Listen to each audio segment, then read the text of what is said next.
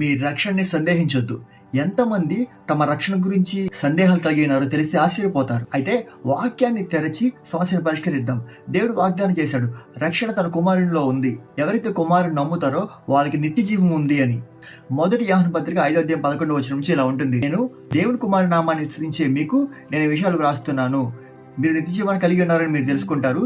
మీరు క్రియలపై, మంచి పనులపై ఆధారపడకుండా మిమ్మల్ని రక్షించడానికి క్రీస్తుని విశ్వసిస్తున్నారా? అయితే అప్పుడు మీరు రక్షించబడతారు. యేసు చెప్పాడు, నన్ను విశ్వసించేవాడు నిత్య జీవం గలవాడు అని.